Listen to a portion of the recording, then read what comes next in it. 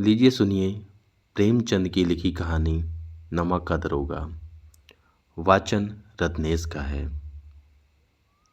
जीवन में साहित्य का इतिहास या स्थान से संबंधित साहित्य वह जादू की लकड़ी है जो पशुओं में, ईंट पत्थरों में, पेड़ पौधे में भी विश्व की आत्मा का दर्शन करा देती है।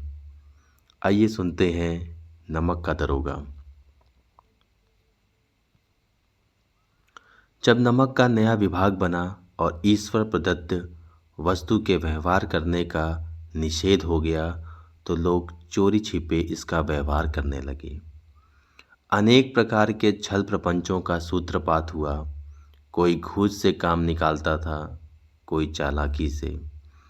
अधिकारियों के पौ 12 थे। पटवारीगिरी का सर्व सम्मानित पद छोड़ छोड़कर लोग इस विभाग की बरकंदाजी करते थे। इसके दरोगा पद के लिए तो वकीलों का भी जी ललचाता था। यह वह समय था जब अंग्रेजी शिक्षा और ईसाई मत को लोग एक ही वस्तु समझते थे। फारसी का प्रारंभ था। प्रेम की कथाएं और श्रृंगार रस के काव्य पढ़कर फारसीदा लोग सर्वोच्च पद पर नियुक्त हो जाया करते थे। मुंशी वंशीधर भी जुलेखा की विरह कथा समाप्त करके मजनू और फरहाद के प्रेम वृत्तांत को, नल और नील की लड़ाई और अमेरिका के आविष्कार से अधिक महत्व की बातें समझते हुए रोजगार की खोज में निकले। उनके पिता एक अनुभवी पुरुष थे। समझाने लगे, बेटा, घर की दुर्दशा देख रहे हो। ऋण के बोझ से दबे हुए हैं। लड़कियां हैं, घास फूस की तरह बढ़ती चली जाती हैं।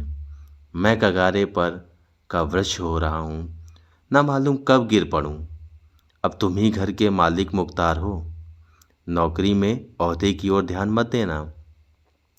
यह तो पीर की मज़ार है। निगाह चढ़ावे और चादर पर रखनी चाहिए। ऐसा काम ढूंढना जहाँ कुछ ऊपरी आय हो। मासिक वेतन तो पूर्णमासी का चांद है जो एक दिन दिखाई देता है और घटते घटते लुप्त हो जाता है। ऊपरी आय बहता हुआ स्रोत है जिसमें सदैव प्यास बुझती है। वेतन मनुष्य देता है, इसी से उसमें वृद्धि नहीं होती। ऊपरी आमदनी ईश्वर देता है, इसी से उसकी बरकत होती है। तुम स्वयं विद्वान हो, तुम्हें क्या समझाऊं। इस विषय में विवेक की बड़ी आवश्यकता है। मनुष्य को देखो, उसकी आवश्यकताओं को देखो और अवसर को देखो। उसके उपरांत जो उचित समझो करो। गरज वाले आदमी के साथ कठोरता करने में लाभ ही लाभ है, लेकिन बेगरज को दांव पर पाना ज़रा कठिन है। इन बातों को निगाह में बांध लो। यह मेरी जन्म भर की कमाई है। इस उपदेश के बाद पिताजी ने आशीर्वाद दिया। वंशीधर आज्ञाकारी पुत्र थे। ये बातें ध्यान से सुनी और तब घर से चल पड़े। इस विश्व संसार में उनके लिए धैर्य अपना मित्र, बुद्धि अपनी पथ प्रदर्शक और आत्मलंबन ही अपना सहायक था। लेकिन अच्छे शगुन से चले थे। जाते ही नव विभाग के दारोगा पद पर प्रतिष्ठित हो गए। वेतन अच्छा, ऊपरी आय का तो ठिकाना ही न था। वृद्ध मुंशी जी को सुख संवाद मिला तो फूले न समाये। महाजन कुछ नरम पड़े। कलवार की आशालता लहलहाई। पड़ोसियों के हृदय में सूल उठने लगे। जाड़े के दिन थे और रात का समय। नमक के सिपाही चौकीदार नशे में मस्त थे। मुंशी वंशीधर को यहाँ आए अभी 6 महीने से अधिक न हुए थे, लेकिन इस थोड़े समय में ही उन्होंने अपनी कार्यकुशलता और उत्तम आचरण से अफसरों को मोहित कर लिया था। अफसर लोग उन पर बहुत विश्वास करने लगे। नमक के दफ्तर से एक मूल पूर्व की ओर जमुना बहती थी। उस पर नावों का एक पुल बना हुआ था। दारोगा जी किवाड़ बंद किए मीठी नींद सो रहे थे। अचानक आंख खुली तो नदी के प्रवाह की जगह गाड़ियों की गड़गड़ाहट तथा मल्लाहों का कोलाहल सुनाई दिया। उठ बैठे। इतनी रात में गाड़ियाँ क्यों नदी पार जाती होंगी? अवश्य कुछ न कुछ गोलमाल है। तर्क ने भ्रम को पुष्ट किया। वर्दी पहनी, तमंचा जेब में रखा और बात की बात में घोड़ा बढ़ाए हुए पुल पर आ पहुंचे। गाड़ियों की एक लंबी कतार पुल के पार जाती दिखी। डांट कर पूछा, किसकी गाड़ी है? थोड़ी देर तक सन्नाटा रहा। आदमियों ने कुछ कानाफूसी हुई। तब आगे वाले ने कहा, पंडित अलोपीदीन की। कौन पंडित अलोपीदीन? दातागंज के मुंशी वंशीधर चौके। पंडित अलोपीदीन इस इलाके के सबसे प्रतिष्ठित जमींदार थे। लाखों रुपए का लेन देन करते। इधर छोटे से बड़े कौन ऐसे थे जो उनके ऋणी न हों। व्यापार भी बड़ा लंबा चौड़ा था। बड़े चलते पुर्जे आदमी थे। अंग्रेज अफसर उनके इलाके में शिकार खेलने आते और उनके मेहमान होते। 12 मास सदा व्रत चलता था। मुंशी जी ने पूछा, गाड़ियाँ कहाँ जाएंगी? उत्तर मिला, कानपुर। लेकिन इस प्रश्न पर कि इसमें क्या है, सन्नाटा छा गया। दरोगा साहब का संदेह और भी बढ़ा। कुछ देर तक उत्तर की बात देखकर वह जोर से बोले, क्या तुम लोग गूंगे हो गए हो? हम पूछते हैं इसमें क्या लदा है? जब इस बार भी कोई उत्तर न मिला तो उन्होंने घोड़े को एक गाड़ी से मिलाकर बोरे को टटोला। भ्रम दूर हो गया। यह नमक के ढीले हैं। पंडित अलोपीदीन अपने सजीले रथ पर सवार कुछ सोते कुछ जागते चले आते थे। अचानक कई गाड़ी वालों ने घबरा कर आकर जगाया और बोले, महाराज, दरोगा ने गाड़ियां रोक दी हैं और घाट पर खड़े आपको बुलाते हैं। पंडित अलोपीदीन का लक्ष्मी जी पर अखंड विश्वास था। वह कहा करते थे कि संसार का तो कहना ही क्या, स्वर्ग में भी लक्ष्मी का ही राज है। उनका यह कहना यथार्थ ही था। न्याय और नीति सब लक्ष्मी के ही खिलौने हैं। इन्हें वह जैसे चाहती है नचाती है। लेटे ही लेटे गर्व से बोले, चलो हम आते हैं। यह कहकर पंडित जी ने बड़ी निश्चिंता से पान के बीड़े लगाकर खाए। फिर लिहाफ ओढ़े हुए दरोगा के पास आकर बोले, बाबूजी, आशीर्वाद। कहिए, हमसे ऐसा कौन सा अपराध हुआ कि गाड़ियां रोक दी गईं? हम ब्राह्मणों पर तो आपकी कृपा दृष्टि रहनी चाहिए। वंशीधर रुखाई से बोले, सरकारी हुक्म। पंडित अलोपीदीन ने हंसकर कहा, हे, हम सरकारी हुक्म को नहीं जानते और न सरकार को। हमारे सरकार आप ही तो हैं। हमारा और आपका तो घर का मामला है। हम कभी आपसे बाहर हो सकते हैं? आपने व्यर्थ का कष्ट उठाया। यह हो नहीं सकता कि इधर से जाएं और इस घाट के देवता को भेंट न चढ़ावें। मैं तो आपकी सेवा में स्वयं ही आ रहा था। वंशीधर पर ऐश्वर्य की मोहनी वंशी का कुछ प्रभाव न पड़ा। ईमानदारी की नई उमंग थी। कड़क कर बोले, हम उन नमक हरामों में नहीं हैं जो कौड़ियों पर अपना ईमान बेचते फिरते हैं। आप इस समय हिरासत में हैं। आपका कायदे के अनुसार चलना होगा। बस मुझे अधिक बातों की फुर्सत नहीं है। जमादार बदलू सिंह, तुम इसे हिरात में ले चलो, मैं हुक्म देता हूँ। पंडित अलोपीदीन स्तंभित हो गए। गाड़ी वालों में हलचल मच गई। पंडित जी के जीवन में कदाचित यह पहला ही अवसर था कि पंडित जी को ऐसी कठोर बातें सुननी पड़ी। बदलू सिंह आगे बढ़ा, किंतु रौब के मारे यह साहस न हुआ कि उसका हाथ पकड़ सके। पंडित जी ने धर्म को धन का ऐसा निरादर करते कभी न देखा था। विचार किया, यह अभी उद्दंड बालक है। मोह माया के जाल में अभी नहीं पड़ा है, अल्हड़ है, झिझकता है। बहुत दीन भाव से बोले, बाबू साहब, ऐसा न कीजिए, हम मिट जाएंगे। इज्जत धूल में मिट जाएगी। हमारा अपमान करने से आपके हाथ क्या आएगा? हम किसी तरह आपसे बाहर थोड़े ही हैं। वंशीधर ने कठोर स्वर में कहा, हम ऐसी बातें नहीं सुनना चाहते। आलोपीदीन ने जिस सहारे को चट्टान समझ रखा था वह पैरों के नीचे से खिसकता हुआ मालूम हुआ। स्वाभिमान और धन ऐश्वर्य को कड़ी चोट लगी, किंतु अभी तक धन की सांख्यिकी शक्ति का पूरा भरोसा था। अब मुख्तार से बोले, लाला जी, 1000 के नोट बाबू साहब को भेंट करो, आप इस समय भूखे सिंह हो रहे हैं। वंशीधर ने गर्म होकर कहा, 1000 नहीं, 1,00,000 भी मुझे सच्चे मार्ग से हटा नहीं सकते। धर्म की इस बुद्धिहीनता, दृढ़ता और देव दुर्लभ त्याग पर मन बहुत झुलझुलाया। अब दोनों शक्तियों में संग्राम होने लगा। धल ने उछल उछल कर आक्रमण करने शुरू किए। 1 से 5, 5 से 10, 10 से 15 और 15 से 20,000 तक नौबत पहुंची, किंतु धर्म अलौकिक वीरता के साथ इस बहुसंख्यक सेना के सम्मुख अकेला पर्वत की भांति अटल अविचल खड़ा रहा। आलोपीदी निराश होकर बोले, अब इससे मेरा साहस अधिक नहीं होगा, आगे आपको अधिकार है। वंशीधर ने अपने जमादार को ललकारा। बदलू सिंह मन में दरोजा जी को गालियां देता हुआ पंडित आलोपीदीन की ओर बढ़ा। पंडित घबरा कर 2-3 कदम पीछे हट गए। अत्यंत दीनता से बोले, बाबू साहब, ईश्वर के लिए मुझ पर दया कीजिए, मैं 25,000 पर निपटारा करने को तैयार हूँ। असंभव बात है, 30,000 पर किस तरह भी संभव नहीं। क्या 40,000 पर भी नहीं? 40,000 नहीं, 40 लाख पर भी असंभव है। बदलू सिंह, इस आदमी को अभी हिरासत में ले लो, अब मैं एक शब्द भी नहीं सुनना चाहता।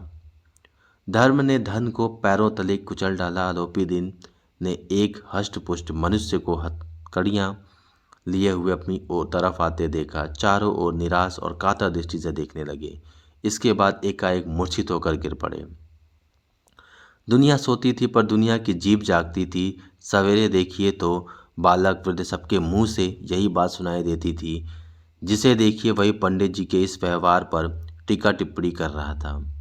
निंदा की बौछारें हो रही थी, मानो संसार से अब पापी का पाप कट गया। पानी को दूध के नाम से बेचने वाला ग्वाला, कल्पित रोज नामचे भरने वाला अधिकारी वर्ग, रेल में बिना टिकट सफ़र करने वाले बाबू लोग, जाली दस्तावेज बनाने वाले सेठ और साहूकार, यह सब के सब देवताओं की भांति गर्दन चला रहे थे। जब दूसरे दिन पंडित आलोपीदीन अभिव्यक्त होकर कांस्टेबल के साथ हाथों में हथकड़ियाँ, हाथ में गिराली और झोंप भरे लज्जा से गर्दन झुकाए अदालत की तरफ चले तो सारे शहर में हलचल मच गई। मेलों में कदाचित आंखें इतनी व्यग्र न होती होंगी। भीड़ के मारे छत और दीवारें में कोई भेद न रहा। कोई अदालत में पहुंचने की देरी थी। पंडित आलोपीदीन इस अगाध वन के सिंह थे। अधिकारी वर्ग उनके भक्त, अमले उनके सेवक, वकील मुख्तार उनके आज्ञापालक और अर्दली, चपरासी तथा चौकीदार तो उनके बिना माल के गुलाम थे। उन्हें देखते ही लोग चारों तरफ से दौड़े। सभी लोग विस्मत हो रहे थे, इसलिए नहीं कि आलोपीदीन ने क्यों यह कर्म किया, बल्कि इसलिए कि वह कानून के पंजे में कैसे आए। ऐसे मनुष्य जिसके पास असाध्य साधन करने वाला धन और अनन्य वाचलता हो, वह क्यों कानून के पंजे में आए। प्रत्येक मनुष्य उनसे सहानुभूति प्रकट करता था। बड़ी तत्परता से इस आक्रमण को रोकने के निमित्त वकीलों की एक सेना तैयार की गई। न्याय के मैदान में धर्म और धन में युद्ध ठन गया। वंशीधर चुपचाप खड़े थे। उनके पास सत्य के सिवा न कोई बल था, न स्पष्ट भाषण के अतिरिक्त कोई शास्त्र। गवाह थे किंतु लोभ से डावाडोल। यहाँ तक कि मुंशी जी को न्याय भी अपनी ओर से कुछ खिंचा हुआ दिख पड़ता था। वह न्याय का दरबार था, परंतु उनके कर्मचारी पर पक्षपात का नशा छाया हुआ था। जहाँ पक्षपात हो वहाँ न्याय की कल्पना भी नहीं की जा सकती। मुकदमा शीघ्र ही समाप्त हो गया। डिप्टी मजिस्ट्रेट ने अपनी तजवीज़ में लिखा, पंडित आलोपीदीन के विरुद्ध दिए गए प्रमाण निर्मूल और भ्रमात्मक हैं। वह एक बड़े भारी आदमी हैं। यह बात कल्पना से बाहर है कि उन्होंने थोड़े लाभ के लिए ऐसा दुस्साहस किया हो। यद्यपि नमक के दरोगा मुंशी वंशीधर का अधिक दोष नहीं है, लेकिन यह बड़े खेद की बात है कि उसकी उद्दंडता और विचारहीनता के कारण एक भले मानुष को कष्ट झेलना पड़ा। हम प्रसन्न हैं कि वह अपने काम से सजग और सचेत रहता है, किंतु नमक के मुकदमे की पड़ी हुई नमक हलाली ने उनके विवेक और बुद्धि को भ्रष्ट कर दिया। भविष्य में उन्हें होशियार रहना चाहिए। वकीलों ने यह फैसला सुना उछल पड़े। पंडित अलोपीदीन मुस्कुराते हुए बाहर निकले। स्वजन बांधवों ने रुपयों की लूट की। उदारता का सागर उमड़ पड़ा। उसकी लहरों ने अदालत की नींव तक हिला दी। जब वंशीधर बाहर निकले तो चारों ओर से उनके ऊपर व्यंग्य बाणों की वर्षा होने लगी। चपरासियों ने झुक झुक कर सलाम किए, किंतु इस समय एक एक कटु वाक्य, एक एक संकेत उनकी गर्वाग्नि को प्रज्वलित कर रहा था।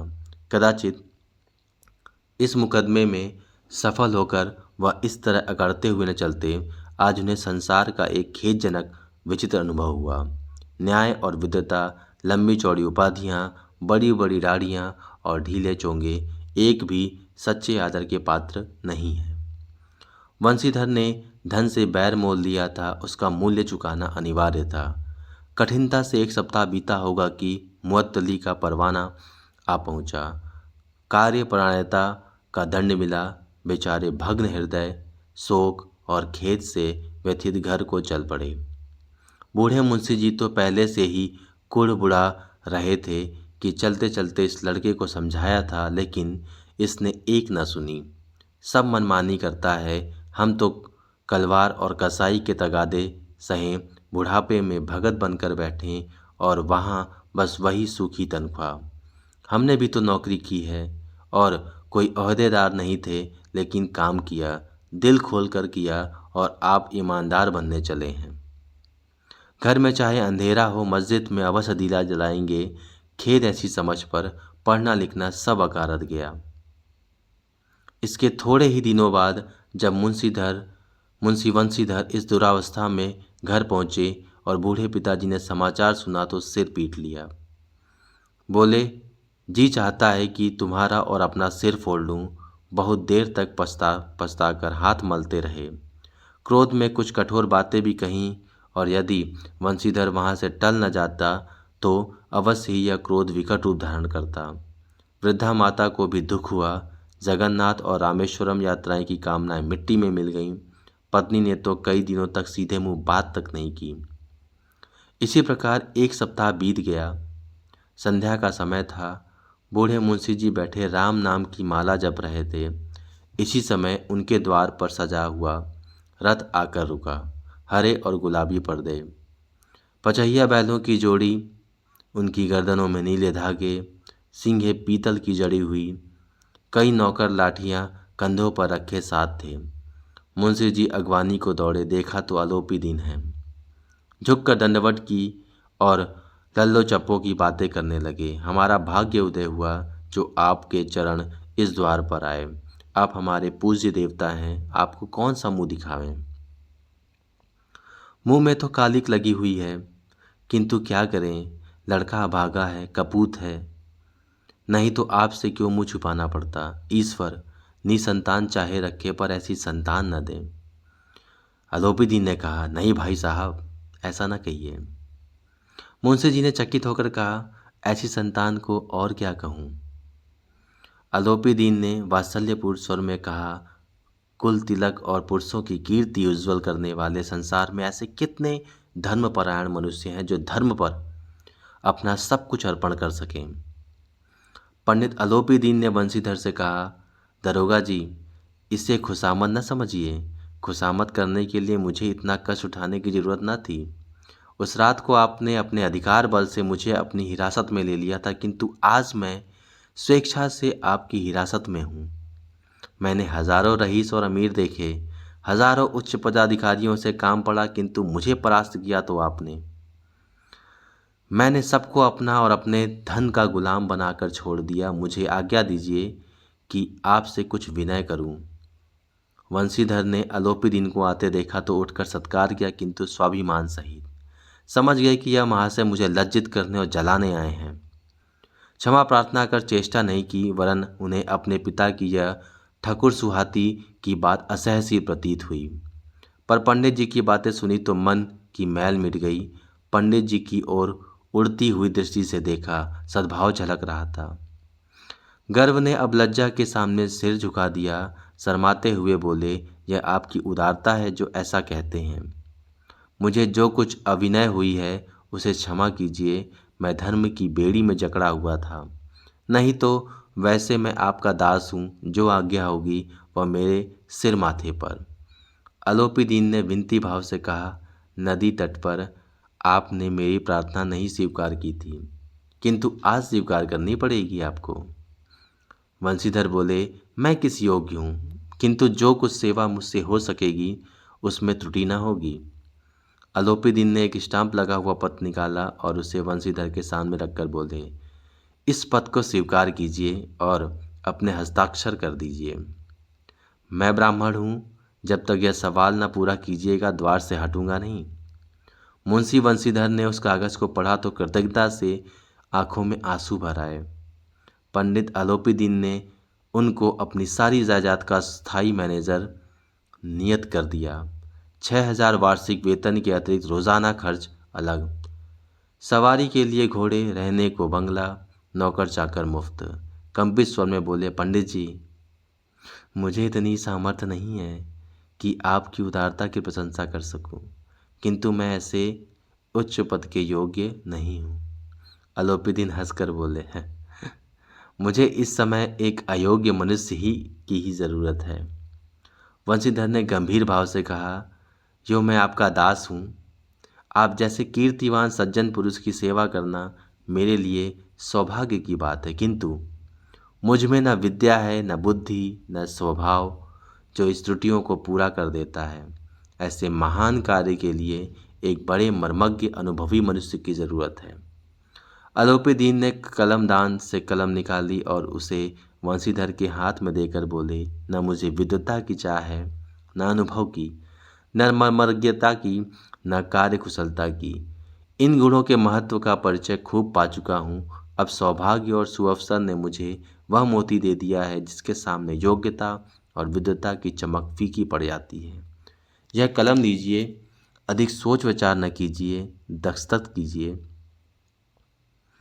परमात्मा से यही प्रार्थना है कि वह आपको सदैव वही नदी के किनारे वाला बेमुरव्वत, उद्दंड, कठोर परंतु धर्मनिष्ठ दरोगा बनाए रखे। वंशीधर की आंखें डबडबा आईं। हृदय के संकुचित पात्र में इतना एहसास ना समा सका। एक बार फिर पंडित जी की ओर भक्ति और श्रद्धा की दृष्टि से देखा और कांपते हुए हाथों से मैनेजरी के कागज पर हस्ताक्षर कर दिए। अलोपीदीन ने प्रफुल्लित होकर उन्हें गले लगा लिया। आप सुन रहे थे अब तक प्रेमचंद की लिखी कहानी नमक का दरोगा। वाचन रत्नेश का था।